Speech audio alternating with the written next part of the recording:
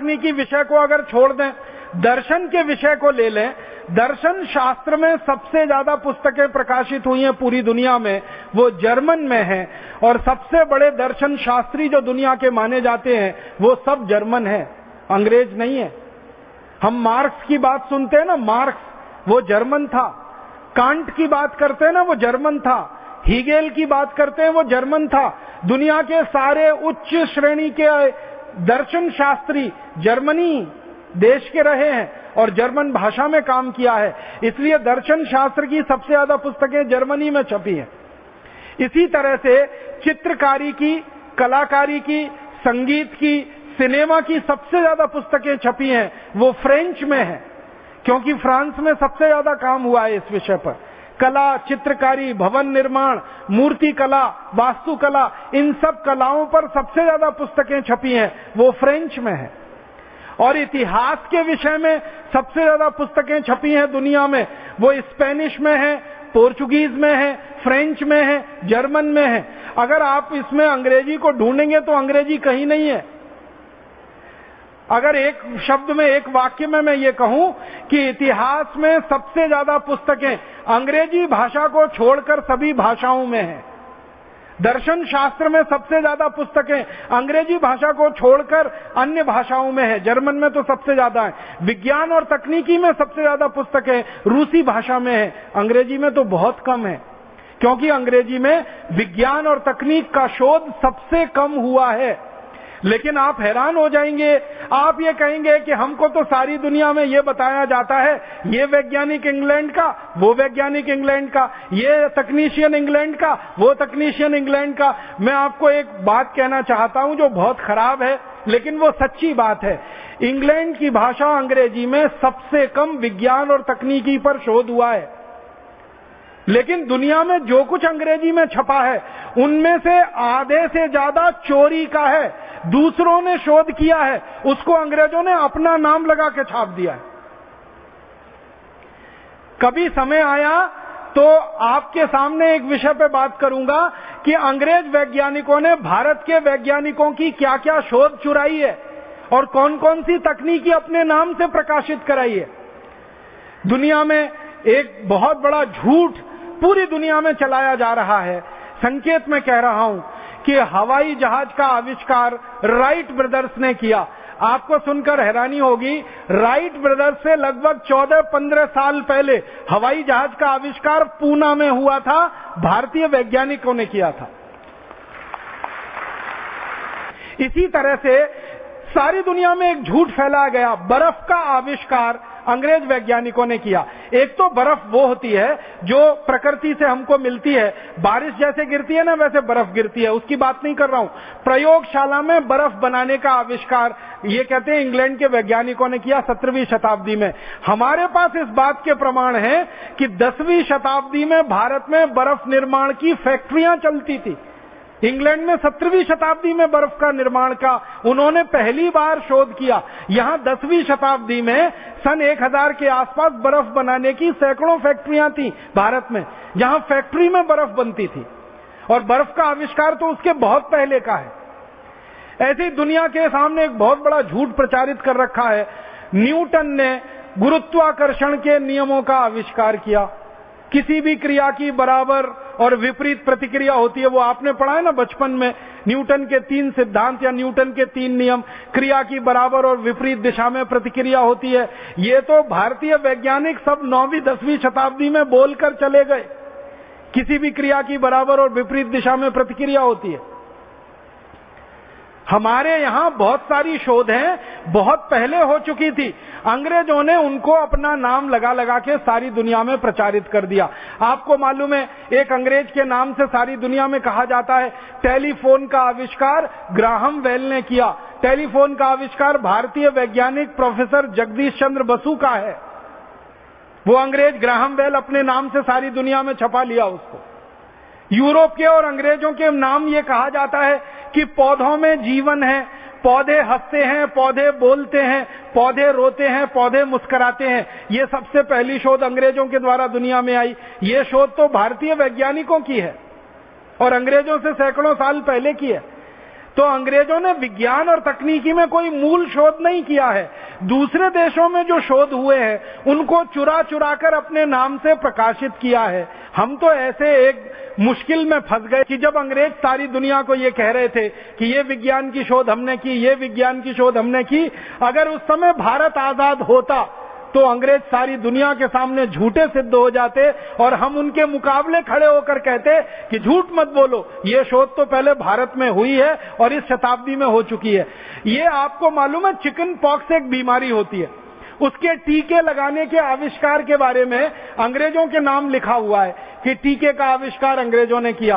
अंग्रेजों से 300 साल पहले इस भारत देश में चिकन पॉक्स का टीका बनता था और लगाया जाता था, उसके प्रमाण मिल चुके हैं और अब अंग्रेजों ने इसमें बोलना बंद कर दिया है। फिर अंग्रेजों ने सारी दुनिया में एक झूठ फैलाया कि शल्य चिकित्सा में सबसे ज्यादा शोध हमने किया। अब उन अंग्रेजों के मुंह पर हम मार सकते हैं कि तुमने शल्य चिकित्सा में क्या किया।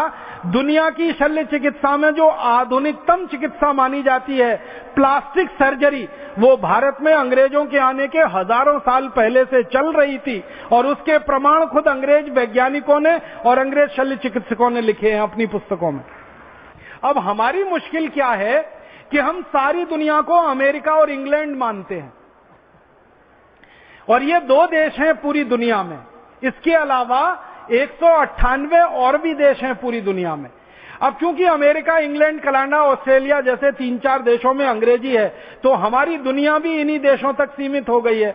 हमारे लिए 7 समंदर पार माने इंग्लैंड, हमारे लिए 7 समंदर पार माने अमेरिका। 7 समंदर पार तो 198 देश हैं, ये इंग्लैंड और अमेरिका तो 2 हैं। तो चूंकि 2 देशों तक हमारी दृष्टि सीमित है इसलिए हमको दिखाई देता है कि जो भी कुछ विदेशी नाम है वो सब अंग्रेज है। अंग्रेज नाम तो बहुत कम मिलेंगे दुनिया में। अगर आप बहादुरी में देखेंगे, जिन्होंने बहादुरी से सेनाओं के नेतृत्व करके दुनिया के देशों को जीता है, ऐसे लोगों की सूची बनाएंगे तो अंग्रेजों का नाम उसमें बिल्कुल नीचे फिसड्डी है। मैं आपको एक रहस्य की बात बताना चाहता हूं जो थोड़े दिन पहले पता चली कि इंग्लैंड की तरफ से जितने बहादुर सेनापति दूसरे देशों को जीतने के लिए निकले उनमें से एक भी इंग्लिश नहीं था, सब स्कॉटिश थे। सारे के सारे स्कॉटिश थे। और स्कॉटलैंड एक अलग देश है, जिनकी अलग भाषा है, जिनकी अलग भूषा है, जिनका अलग पूरा का पूरा साहित्य है, जिनकी मुद्रा अलग है, जिनके कानून अलग हैं, जिनका संविधान अलग है। स्कॉटलैंड बिल्कुल इंग्लैंड से अलग देश है।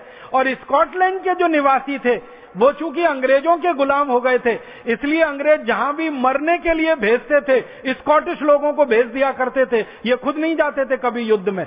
इसलिए दुनिया में जितने अंग्रेजों के नाम पर बड़े नाम लिए जाते हैं सेनापतियों के, वो सब स्कॉटिश हैं। और दूसरे नंबर पर आयरिश हैं। इंग्लिश तो बहुत कम है। मैं आपको एक रोचक बात बताना चाहता हूं। भारत में 84 गवर्नर जनरल आए अंग्रेजों की तरफ से राज करने के लिए। पहला आया रॉबर्ट क्लाइव। आपको मालूम है ये रॉबर्ट क्लाइव स्कॉटिश था, ये इंग्लिश नहीं था। और आखिरी आया वो भी अंग्रेज नहीं था, वो आयरिश था। माउंटबेटन का नाम हमने सुना। भारत का आखिरी गवर्नर जनरल माउंटबेटन और भारत में पहला अंग्रेज सेनापति Robert Clive. Robert Clive Scottish था और माउंटबेटन आयरिश था। तो स्कॉटिश और आयरिश जैसे 84 बड़े अधिकारी यहां आए। हम दुर्भाग्य से उन सबको अंग्रेज मान के बैठे हैं, वो अंग्रेज नहीं थे। आयरिश अलग कौम है, इंग्लिश अलग कौम है, स्कॉटिश अलग कौम है, इंग्लिश अलग कौम है। दुनिया के सारे महान सेनापतियों के नाम गिनो। गैरीबॉल्डी वो अंग्रेज नहीं था, नेपोलियन वो अंग्रेज नहीं था, बिस्मार्क वो अंग्रेज नहीं था, चार्ल्स द गॉल वो अंग्रेज नहीं था, रॉबर्ट क्लाइव वो अंग्रेज नहीं था। दुनिया भर में जिन लोगों ने ख्याति पाई अपने सेनापति होने के नाम पर, सेना का नेतृत्व करने के नाम पर, एक भी उनमें से अंग्रेज नहीं है। अपवाद के लिए 1-2 को छोड़ दिया जाए तो आप बोलिए अंग्रेजों को कैसे हम कह सकते हैं कि दुनिया में अच्छे लोगों में गिने जाते हैं। और भारत में एक बहुत बड़ी गलतफहमी हुई इस अंग्रेजी भाषा में, वो गलतफहमी पता है क्या हुई है? हमारी भाषा जो अंग्रेजी हो गई, राष्ट्रभाषा जैसी अंग्रेजी हो गई, हर जगह अंग्रेजी है, तो हमारी सेना में भी अंग्रेजी है। अब सेना में अंग्रेजी होने का सबसे बड़ा नुकसान हमारे देश को ये हो रहा है कि भारत में जो वीर जातियां हैं, जो बहुत बहादुरी से युद्ध लड़ सकती हैं, वो अंग्रेजी जानती नहीं है। और जो लल्लू चप्पू किस्म के लोग हैं, जो वीरता में बिल्कुल शून्य हैं, सिर्फ अंग्रेजी जानते हैं, वो बड़े बड़े अधिकारी बन के बैठे हैं। इसलिए हम युद्ध हार गए चीन का 1962 में। ये अंग्रेजी भाषा की सबसे बड़ी कमनसीबी। अब मैं अंत में आपसे कुछ बात कहना चाहता हूं, बहुत गहरी। भारत के लोगों ने और सारी दुनिया के लोगों ने, जो अंग्रेजी के समर्थक है ना और अंग्रेजी के विरोधी पूरी दुनिया में, एक बहुत बड़ा झूठ अभी प्रचारित करना शुरू किया है। और वो झूठ प्रचारित क्या करना शुरू किया है? जैसे ही हम अंग्रेजी भाषा का विरोध करते हैं तो भारत में कुछ लोग कह देते हैं ये अंग्रेजी भाषा का विरोध माने ईसाइयों का विरोध कर रहे हैं, और ईसाइयों के समाज से अंग्रेजी को जोड़ना शुरू कर देते हैं। हमारे देश में ये संयोग की बात है कि ज्यादातर अंग्रेजी स्कूल ईसाई संस्थाओं के हाथ में है, ज्यादातर कॉन्वेंट और पब्लिक स्कूल ईसाई संस्थाओं के हाथ में है। तो जब हम अंग्रेजी का विरोध करते हैं तो ये ईसाई संस्थाएं समझती हैं ये हमारा विरोध कर रहे हैं। मैं सभी ईसाई संस्थाओं को विनम्रता पूर्वक एक बात कहना चाहता हूं और सारे देश का ध्यान इस बात की तरफ आकर्षित करना चाहता हूं कि परम पूजनीय ईसा मसीह की भाषा अंग्रेजी नहीं थी। ईसा मसीह ने पूरी दुनिया में घूम घूम कर जो संदेश दिए हैं, जो व्याख्यान किए हैं और जो कुछ उन्होंने लिखा है, जो कुछ बोला है, वो अंग्रेजी में नहीं है, वो एक दूसरी भाषा में है। उस भाषा का नाम है अरमैक। अरमैक नाम की एक भाषा चला करती थी ये इलाके में जहां इस समय इजराइल है, जहां इस समय फिलिस्तीन है। इजराइल है, फिलिस्तीन है, इस क्षेत्र में एक भाषा चला करती थी आज से कुछ वर्ष पहले तक, लगभग 2000 वर्ष पहले तक। उस भाषा का नाम है अरमैक और उसकी अपनी लिपि थी। और अरमैक लिपि को अगर आप समझना चाहें तो वो बिल्कुल वैसी ही थी जैसे बांग्ला लिपि है। हम बांग्ला लिखते हैं ना, बांग्ला, आसामी लिखते हैं, बिल्कुल इसी लिपि में अरमैक लिखी जाती थी। और अरमैक के बहुत सारे शब्द हिंदी में मिलते हैं। हो सकता है हिंदी में से बहुत सारे शब्द अरमैक में गए हों, क्योंकि हिंदी का इतिहास तो अरमैक से बहुत पुराना है। तो अरमैक भाषा में बोलते थे ईसा मसीह और अरमैक भाषा में लिखे गए उनके सारे व्याख्यान। और आपको यह भी जानकारी देना चाहता हूं कि दुनिया की सबसे पहली बाइबल लिखी गई वो भी अरमैक में लिखी गई, अंग्रेजी में बाद में उसका भाषांतर हुआ। तो दुनिया भर के ईसा मसीह को मानने वाले जो भी उनके फॉलोअर्स हैं उनको मैं निवेदन करना चाहता हूं कि अंग्रेजी ईसा मसीह की भाषा नहीं थी, अंग्रेजी बाइबल की भाषा कभी नहीं रही। ईसा मसीह के सारे व्याख्यान अरमैक में हुए, सब कुछ उन्होंने साहित्य अरमैक में लिखा है। इसलिए वो अपने आप को इस बात से जोड़कर ना देखें कि अंग्रेजी भाषा का विरोध ईसाइयों का विरोध है, ये बिल्कुल नहीं है। मैं तो दूसरी बात कहना चाहता हूं कि जब अंग्रेजी विकसित हुई तो उसने अरमैक भाषा को खत्म कर दिया, नेस्तनाबूद कर दिया। अंग्रेजी भाषा ने दुनिया की सैकड़ों सैकड़ों छोटी भाषाओं को खत्म किया है, उसमें से अरमैक भाषा को खत्म किया गया, जिसमें मूल रूप से बाइबल लिखी गई सबसे पहले। और एक गहरी बात कहना चाहता हूं, दुनिया के सारे बड़े ग्रंथ जिन्होंने व्यवस्थाएं बदली हैं, जिन्होंने व्यवस्थाओं को नया बनाया है, जिन्होंने सारी दुनिया का इतिहास नया लिखा है, ऐसे सभी ग्रंथ अंग्रेजी भाषा में नहीं लिखे गए हैं। जैसे उदाहरण के लिए कुरान जो है ना वो अंग्रेजी में नहीं है, बाइबल जो है वो अंग्रेजी में नहीं है। दुनिया में यहूदी धर्म है, उसकी एक पवित्र पुस्तक है जिसको जिंदावस्था कहते हैं, वो हिब्रू में लिखी हुई है, वो अंग्रेजी में नहीं है, क्योंकि यहूदियों की मातृभाषा हिब्रू है, अंग्रेजी नहीं है। और इजराइल जो देश बना है वो हिब्रू मातृभाषा को अपनाकर नया देश बना है। तो कुरान अंग्रेजी में नहीं, जिंदावस्था अंग्रेजी में नहीं, बाइबल अंग्रेजी में नहीं। और हम भारत के वेदों की बात करें तो कोई वेद अंग्रेजी में नहीं।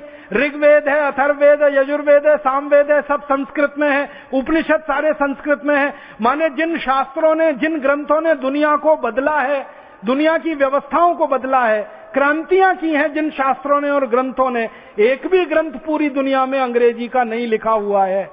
आप सोचो कितनी गरीब भाषा है ये अंग्रेजी।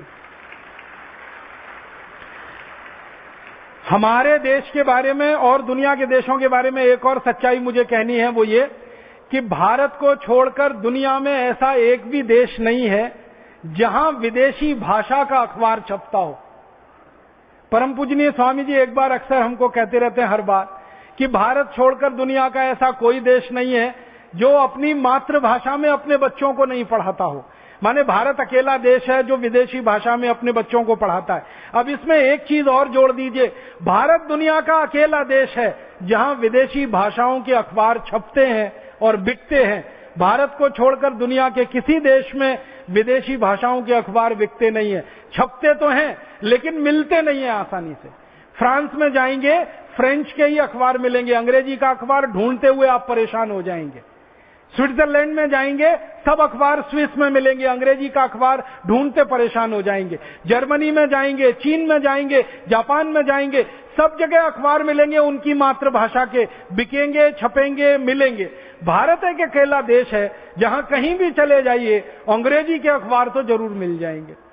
दिल्ली में मिल जाएंगे, यहां हरिद्वार में मिल जाएंगे, आगरा है, बरेली है, छोटे छोटे शहरों में मिल जाएंगे। बहुत शर्मनाक है ये स्थिति कि हमारे यहाँ विदेशी भाषा के अखबार हर जगह मिल जाएं और दुनिया के किसी भी देश में जाएं तो विदेशी भाषा का कोई अखबार ना मिले। और पता चला कि हमारे देश में तो नीतियां भी ये अंग्रेजी अखबार के मालिकान ही बनवाते हैं और बड़े अखबारों में विज्ञापन भी अंग्रेजी अखबारों को ही मिलते हैं। और चूंकि विज्ञापन ज्यादा अंग्रेजी अखबारों को मिलते हैं इसलिए नीतियां बनवाने में उनकी बड़ी महत्वपूर्ण भूमिका है। और भारत के जो नीति निर्धारक हैं, अधिकारी और नेता, ये ज्यादातर अंग्रेजी अखबार पढ़ते हैं और वो उसी से प्रभावित होकर नीतियां बनाते हैं। इसलिए आम आदमी के जीवन से जुड़ी हुई कोई समस्या का समाधान भारत की नीतियों में नहीं मिलता, व्यवस्थाओं में नहीं मिलता। मैं एक दो छोटी सी कुछ गहरी और दिल की बात आपसे कहना चाहता हूं, वो ये भारत के बारे में एक बहुत गहरी बात जो मुझे बहुत चुभती है, वो ये कि आजादी जब नहीं मिली थी तब इस देश में गुलामी थी और 565 छोटे छोटे राज्य हुआ करते थे। आजादी मिल गई, आजादी आ गई और 565 राज्यों के अब 33 राज्य बन गए। लेकिन आपको सुनकर बहुत दुख होगा कि जब भारत आजाद नहीं था तो 565 राज्यों की मूल भाषा स्थानीय भाषा हुआ करती थी, मातृभाषा हुआ करती थी, अंग्रेजी किसी राज्य में नहीं चलती थी। लेकिन भारत जब आजाद हो गया तो भारत में मूल भाषा, मातृभाषाएं पूरी तरह से खत्म कर दी गई और हर जगह अंग्रेजी अंग्रेजी अंग्रेजी हावी हो गई। भारत में अंग्रेजों के जमाने में जो कलेक्टर हुआ करता था उसको एक निर्देश होता था कि वो स्थानीय भाषा को जब तक सीखेगा नहीं उसको किसी भी पद पर रखा नहीं जाएगा। अब आजादी के बाद जो कलेक्टर होता है इस देश में उसको ये निर्देश होता है कि स्थानीय भाषा जानो या ना जानो, अंग्रेजी आनी चाहिए तभी तुमको नियुक्ति मिलेगी, नहीं तो नियुक्ति नहीं मिलेगी। माने ये दो बातों को अगर हम समझें गहराई से तो ये कि हम गुलामी के दिनों में भाषा के स्तर पर ज्यादा आजाद थे बनिस्बत आजादी के दिनों में भाषा के स्तर पर ज्यादा गुलाम हैं हम। जब हमारे राजकाज की पूरी भाषा अंग्रेजी हो गई है, राजकाज के व्यवहार की पूरी भाषा अंग्रेजी हो गई है, मुझे बहुत दुख होता है, दर्द होता है, आपको भी शायद होता होगा। आजाद भारत के, स्वतंत्र भारत के राष्ट्रपति अंग्रेजी में संदेश देते हैं, आजाद भारत के प्रधानमंत्री अंग्रेजी में बात करते हैं, आजाद भारत के प्रधानमंत्री संसद में अंग्रेजी बोलते हैं, संसद के बाहर अंग्रेजी बोलते हैं, राष्ट्रपति संसद में अंग्रेजी बोलते हैं, संसद के बाहर अंग्रेजी बोलते हैं, भारत के सांसद अंग्रेजी में बात करते हैं संसद में, संसद के बाहर अंग्रेजी में बात करते हैं, विधायिकाओं के विधायक अंग्रेजी में बात करते हैं, विधायिकाओं के अंदर बात करते हैं, विधायिकाओं के बाहर बात करते हैं। हमारे देश की अदालतों में न्याय जिसको चाहिए, वादी हो या प्रतिवादी, वो अंग्रेजी में बेचारा पूरी बहस को टुकुर टुकुर देखता रहता है। जैसे बकरे को हलाल करते समय बकरा अपनी आंखों से देखता रहता है टुकुर टुकुर, ऐसे न्याय की अदालत में खड़ा हुआ हमारे देश का कोई न्याय पाने वाला व्यक्ति पूरी बहस को अंग्रेजी में देखता रहता है। न उसके समझ में आती है, न उसके पल्ले पड़ती है। उसका वकील अंग्रेजी में बोल रहा है, सामने वाला वकील अंग्रेजी में जवाब दे रहा है, न्यायाधीश अंग्रेजी में सवाल कर रहा है, अंग्रेजी में जवाब दे रहा है, अंग्रेजी में पूरा का पूरा वो न्याय का फैसला लिख रहा है, वो फैसले की छपाई अंग्रेजी में हो रही है और वो न्याय पाने वाले के हाथ में दे दी जाती है, भाई तुम इसको पढ़ लो और समझ लो। क्या पढ़ेगा, क्या समझेगा? क्योंकि 1 करोड़ से भी कम लोग अंग्रेजी जानते हैं, समझते हैं। बहुत दुख होता है जब हम बाजारों में जाते हैं, दुकानों पर नाम पट्टिकाएं अंग्रेजी में लिखी गई हैं, दुकानों पर मिलने वाली वस्तुओं के नाम अंग्रेजी में लिखे गए हैं। हम इस देश में गलियों में द्वारों पर घूमते रहते हैं, द्वारों के बाहर नाम पट्टिकाएं अंग्रेजी में है, द्वारों की गलियों के नाम अंग्रेजी में है, सड़कों के नाम अंग्रेजी में है। सरकार ने आज तक वो नाम नहीं बदले हैं। कहीं कर्जन रोड है, कहीं लॉरेंस रोड है, कहीं मैकडॉवल रोड है, तो कहीं पैथिक लॉरेंस रोड है, तो कहीं लिलिथगो रोड है, तो कहीं डलहौजी रोड है, तो कहीं डलहौजी नगर है, तो कहीं वास्को डिगामा नगर है। कहीं कहीं इस देश में शर्मनाक स्थिति है कि कर्जन जिसने भारत का बंटवारा किया हिंदू मुसलमान के आधार पर, उसके नाम से भवन है, उसके नाम से रियासतें हैं, उसके नाम से गलियां हैं, उसके नाम से सड़कें हैं। तो हर जगह अंग्रेजी अंग्रेजी अंग्रेजी छाई हुई है। इससे भी ज्यादा दुख होता है, तकलीफ होती है कि भारत के किसान जो खेती करते हैं उनको बीज दिए जाते हैं, तो बीज बेचने वाली कंपनियां जो पैकेट बनाती हैं वो पैकेट सब अंग्रेजी में लिखे जाते हैं। दवा छिड़कनी है अगर किसी किसान को कीटनाशक, तो दवा के ऊपर जो संदेश लिखे जाते हैं वो अंग्रेजी में लिखे जाते हैं। खाद की जो बोरियां होती हैं उस पर अंग्रेजी भाषा छपी होती है, लिखी रहती है। कोई किसान अंग्रेजी जानता नहीं है, कोई किसान अंग्रेजी समझता नहीं है, लेकिन उसको बेची जाने वाली कीटनाशक दवाएं, उसको बेचे जाने वाले बीज, उसको बेचे जाने वाला खाद, सब कुछ अंग्रेजी अंग्रेजी अंग्रेजी में होता है। उसका दुष्परिणाम क्या होता है? किसान को मालूम नहीं है कि अंग्रेजी में किसी दवा के लिए लिखा गया है कि इस दवा को थोड़ी ही मात्रा में लेना है। किसान कई बार ज्यादा मात्रा में लेता है, वो खुद मरता है, दूसरों को भी मारने का कारण बन जाता है। साधारण लोग हमारे देश में सरकारी दफ्तरों के चक्कर काटते रहते हैं, अंग्रेजी भाषा में उनसे बातें की जाती हैं, उनको खतो किताबत अंग्रेजी भाषा में की जाती है। तो ऐसी स्थिति जब पूरे देश में हो तो हमें इस भाषा के स्तर की गुलामी को तो अब उखाड़ के ही फेंकना पड़ेगा। मेरे मन में तो एक ही बात है कि जैसे अंग्रेजों को उखाड़ कर फेंका, वैसे अब अंग्रेजी को उखाड़ कर फेंकना है। यही एक काम बाकी है जो हमारे शहीदों के, क्रांतिवीरों के सपनों से जुड़ा हुआ है। और ये भारत स्वाभिमान का अभियान चाहता है कि सारे देश में से अंग्रेजी हटे। तो आप बोलेंगे अंग्रेजी कहां कहां से हटे? मैं निवेदन करना चाहता हूं, अंग्रेजी हमारी अदालतों से हटे, अंग्रेजी हमारी शिक्षा व्यवस्था में से हटे, अंग्रेजी हमारी शासन व्यवस्था में से हटे, अंग्रेजी हमारे कारखानों से हटे, अंग्रेजी हमारी फौज में से हटे, अंग्रेजी हमारी प्लाटून में से हटे, अंग्रेजी हमारे वैज्ञानिक संस्थानों से हटे, अंग्रेजी हमारे कृषि संस्थानों में से हटे, अंग्रेजी हमारे रोजमर्रा के जीवन में काम आने वाली सरकारी संस्थाओं में से हटे। इन सभी जगह से अंग्रेजी हटाई जाए। तो आप बोलेंगे कहां भेजा जाए? इसको 7 समंदर पार इसके देश में छोड़कर आया जाए। हमारी जगह से ये अंग्रेजी हटे। या तो ये 7 समंदर पार भेजी जाए अंग्रेजी, या इस अंग्रेजी को पुस्तकालयों में बंद कर दिया जाए, या इस अंग्रेजी को विदेशी भाषा के शिक्षण संस्थानों में दे दिया जाए। विदेशी भाषा के शिक्षण संस्थान खोल दिए जाएं, उनमें अंग्रेजी सीखने और सिखाने का काम चलता रहे, बाकी भारत के हर स्थान से अंग्रेजी हट जाए। तो आप कहेंगे जी कुछ लोगों को अंग्रेजी सीखनी है, जिनको अंग्रेजी सीखनी है वो विदेशी भाषा के शिक्षण संस्थानों में दाखिला ले लेंगे, अंग्रेजी सीख लेंगे। आपने देखा है दिल्ली में बड़े बड़े होर्डिंग्स लगे हैं, बोर्ड लगे हैं, 60 दिन में अंग्रेजी बोलना सीखिए। कोई कहता 30 दिन में अंग्रेजी बोलना सीखिए। अभी यहां हरिद्वार में तो ऋषिकुल चौक पर होर्डिंग लगा है 15 दिन में अंग्रेजी बोलना सीखिए। जब हमारे यहाँ इतने महान महान लोग हैं जो 15 दिन में अंग्रेजी बोलना सिखा सकते हैं, तो 15 साल क्यों बर्बाद करना अंग्रेजी सीखने में? हम तो 15 दिन में सीख लेंगे। ऋषिकुल चौराहे पर बोर्ड लगा हुआ है, वहां जाके भर्ती हो जाएंगे, 15 दिन में कुछ टूटी फूटी अंग्रेजी सीख जाएंगे, और इतनी तो सीख जाएंगे कि अंग्रेजों से बात कर सके, उनको समझा सके, उनकी समझ सके। हमको अंग्रेजी भाषा 15-15 साल पढ़ने की क्या जरूरत है?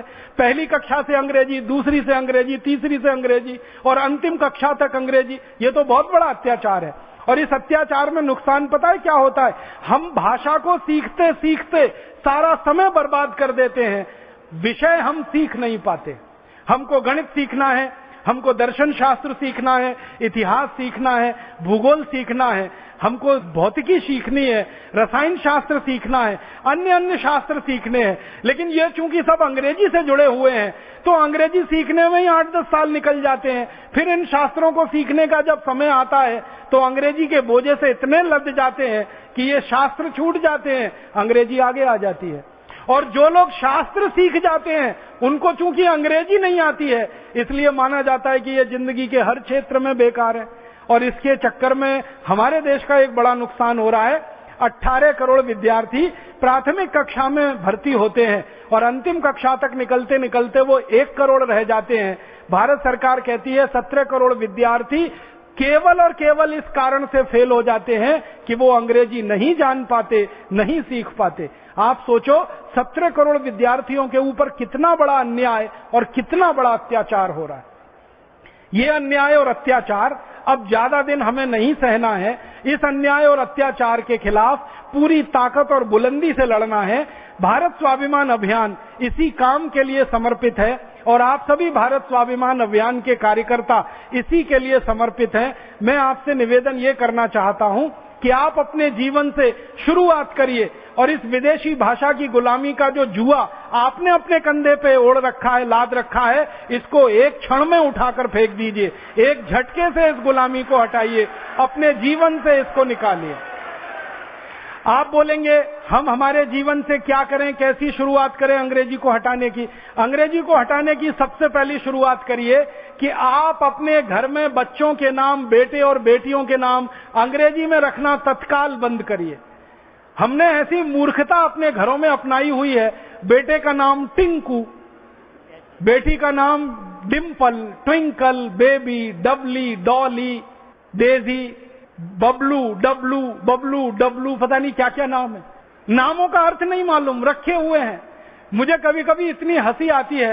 पिताजी का नाम राम प्रसाद, माताजी का नाम गायत्री देवी, बेटे का नाम टिंकू। अभी राम प्रसाद और गायत्री देवी का टिंकू कहां से आया, जरा बताइए। और जिन महानुभावों ने अपने बेटों के नाम टिंकू रखे हुए हैं, उनको हाथ जोड़कर निवेदन कर रहा हूं, आज और अभी ये नाम बदल दें, क्योंकि टिंकू का अंग्रेजी में अर्थ होता है आवारा लड़का। आपका सीधा साधा अच्छा खासा बेटा, आप उसको टिंकू बोल बोल के आवारा बनाना चाहते हैं? नाम बदलिए उसका। अपने पास बहुत सुंदर सुंदर संस्कृत में नाम है, हिंदी में नाम है, मराठी में, तमिल में, तेलुगु में, कन्नड़ में, सब भाषाओं में अच्छे नाम है। तो बच्चों के नाम तत्काल बदल दीजिए और उनको ये टिंकू, पिंकू, डिम्पल, ट्विंकल, बबली, डबली, डबलू इन नामों से बुलाना तुरंत बंद कर दीजिए। यहां से शुरू करिए। फिर दूसरा निवेदन आपसे है वो ये कि अंग्रेजी भाषा को अपने हस्ताक्षर से हटाइए। हम अक्सर पत्र लिखते हैं, हिंदी में लिखेंगे, गुजराती में लिखेंगे, तमिल तेलुगु में, हस्ताक्षर अंग्रेजी में कर देंगे। तुरंत बंद करिए। सभी भारत स्वाभिमान के कार्यकर्ता अपने हस्ताक्षर मातृभाषा में करें या राष्ट्रभाषा में करें, अंग्रेजी के हस्ताक्षर तत्काल बंद करें। और आपके तो बैंक के खातों में जो हस्ताक्षर आपने दे रखे हैं ना नमूने के रूप में, वो तुरंत जाके बदलवा दें अगर वो अंग्रेजी में है तो। आप बोलेंगे बैंक बदलेगा, बिल्कुल बदलेगा। बैंक को एक निवेदन पत्र दीजिए, आपके हस्ताक्षर का नमूना एक दिन में बैंक बदलने को तैयार है, क्योंकि बैंकों में अब ये नीति है कि हिंदी में लिखे हुए पत्र, हिंदी में हस्ताक्षर किए हुए चेक या ड्राफ्ट बैंक में स्वीकार होते हैं। तो आपके बैंक खातों से हस्ताक्षर का नमूना बदलें, वो हिंदी में करें, मातृभाषा राष्ट्रभाषा में करें। तीसरा काम, आपके घरों के बाहर अगर आपने अंग्रेजी नाम रखे हुए हैं, KN शर्मा, ये शर्मा तो समझ में आता, KN क्या है? AN Sharma, DN Sharma, AB Pathak, AB Shukla, ये AB क्या है, DN क्या है, AN क्या है? पीछे वाला तो समझ में आ रहा है, ये आगे वाला क्या है? पूरा नाम लिखिए ना, दया शंकर शर्मा, कृपा शंकर शर्मा, राम अवध शर्मा, राधे श्याम शर्मा। उसको RS शर्मा क्यों कर रहे हैं? अंग्रेजियत में क्यों जा रहे हैं? तो अपने नामों को नाम पट्टिकाओं से बदलिए। और घरों के नाम अगर आपने कुछ इस तरह से अंग्रेजियत वाले रखे हैं तो वो घरों के नाम हिंदी में करिए, मातृभाषा राष्ट्रभाषा में करिए। और एक कदम आगे बढ़िए, घर के बच्चों को अंग्रेजी में कोई कविता मत सिखाइए, कोई कविता मत सुनाइए। हमारे घरों के बच्चों को हमने ऐसी मूर्खतापूर्ण कविताएं सिखा रखी हैं, rain rain go away, come again another day, little baby wants to play. इसका अर्थ समझो, रेन रेन गो अवे माने बारिश बारिश तुम चली जाओ, कभी भी मत आओ क्योंकि मुझे खेलना है। अब हर बच्चा यही बोल रहा है, बारिश बारिश तुम चली जाओ, कभी भी मत आओ, मुझे खेलना है। करोड़ों बच्चे बोल रहे हैं, भगवान ने प्रार्थना सुन ली तो, बारिश को वापस बुला लिया तो बारिश तो होगी नहीं, तो अन्न तो पकेगा नहीं, तो धरती तो प्यासी रहेगी, तो हम भूखे रहेंगे, पूरे देश में अकाल पड़ेगा। इसलिए बच्चों को ये कविता मत सिखाइए, रेन रेन गो अवे। उनको दूसरी कविता सिखाइए। एक बहुत सुंदर कविता है, मराठी में है, ये रे पाऊसा तुला देतो पैसा, पैसा झाला खोटा पाऊस आला मोठा। माने बारिश बारिश तुम जल्दी आओ, जोर जोर से आओ, नहीं आओगी तो मैं पैसा देने को तैयार हूं तुमको, एक बार आ जाओ। क्योंकि भारत बारिश पे ही चलता है, क्योंकि यहां अन्न बारिश पर ही पकता है। तो देखो कितना अंतर है। मराठी की भाषा में लिखी गई कविता देश की जमीन से जुड़ी हुई है, देश की जरूरत को बखान कर रही है, बारिश बारिश तुम जल्दी आओ। क्योंकि भारत में 60% जमीन पर अन्न पकता है, वो बारिश से ही पकता है। 40% जमीन पर सिंचाई की दूसरी व्यवस्था है। तो यहाँ तो बारिश को बुलाने वाली कविता बच्चों को सिखानी पड़ेगी। ये बारिश को भगाने वाली अंग्रेजी कविता मत सिखाइए, फालतू अंग्रेजी चीजें मत सिखाइए बच्चों को। Twinkle twinkle little star how I wonder what you are, Johnny Johnny yes papa eating sugar no papa, open the mouth, फिर हा हा हा। ये क्या मूर्खता की अंग्रेजी की कविताएं आप सिखा रहे हैं। हिंदी की सुंदर सुंदर कविताएं, मराठी की, संस्कृत की, तमिल की, तेलुगु की, मलयालम की, ये सब सिखाइए ना बच्चों को। तो घर में बच्चों को इस तरह से बड़ा करिए, मातृभाषा की कविताएं, मातृभाषा की कहानियां। और आप ध्यान रखना, जब बच्चे को मातृभाषा की कविता आप सिखाएंगे, मातृभाषा की कहानी पढ़ाएंगे, सुनाएंगे, वो 2-3 घंटे में याद कर लेगा। अगर अंग्रेजी में वही सिखाएंगे 2-3 महीने भी याद नहीं कर पाएगा और जबरदस्ती उसको रटेगा और बार बार भूल जाएगा। फिर आप डंडा मार मार के उसको गधा बना देंगे। गधा भी बहुत अच्छा होता है, हमारे अंग्रेजी विद्यार्थी तो उससे भी गए भी थे। परम पूजनीय स्वामी जी ने एक दिन हमको चाणक्य जी को पढ़ाया, तो उसमें बताया कि गधे से भी सीखो। तो गधा भी कितना ऊंचा है, यहां तो अंग्रेजी वाले उसके भी नीचे हैं। उससे क्या सीख सकते हैं हम अंग्रेजी वाले से? गधे से भी कुछ सीख सकते हैं, कुत्ते से भी सीख सकते हैं, घोड़े से भी सीख सकते हैं, लेकिन अंग्रेजी वाले से तो वही सीख सकते हैं, rain rain go away come again another day. तो ये अंग्रेजी घर में से निकालो, जीवन में से निकालो। अंग्रेजी में कभी बातचीत मत करो, कोशिश करो कि अंग्रेजी के शब्द कम से कम आए। और अंग्रेजी बोलते समय कुछ गलती हो जाए तो शर्मिंदा मत होना कभी। मुझे बहुत बार ऐसा लगता है कि हम लोग अंग्रेजी बोलने की कोशिश करते हैं और उसमें कुछ गलती हो जाती है, और होना वो स्वाभाविक है, क्योंकि हमारी मातृभाषा नहीं है, वो विदेशी भाषा है। उसमें गलती हो जाए तो कौन सी ऐसी खास बात है। इसलिए अंग्रेजी में कभी गलती हो जाए तो शर्मिंदा मत करना अपने आप पर। मुझे तो लगता है कि अंग्रेजी में गलती हो जाए तो गर्व करना, क्योंकि वो मातृभाषा नहीं है हमारी, इसलिए गलती हुई तो क्या दिक्कत है उसमें। कभी भी गर्व करना उस पर। मातृभाषा बोलने में गलती हो जाए, राष्ट्रभाषा बोलने में गलती हो जाए तो शर्म आनी चाहिए अपने आप पर। विदेशी भाषा बोलने में गलती हो जाए बिल्कुल शर्म नहीं करना। 1967 में सरकार ने जो कानून बनाया, और जो कानून इतना खतरनाक है कि भारत का एक राज्य भी अगर मना कर दे तो हिंदी लागू नहीं हो सकती और अंग्रेजी हट नहीं सकती। इस कानून को जल्दी से जल्दी बदलवाना है, और जरूरत पड़े तो संविधान के अनुच्छेद 343 में संशोधन कराना है, और इसके लिए भारत स्वाभिमान की ताकत को बढ़ाना है।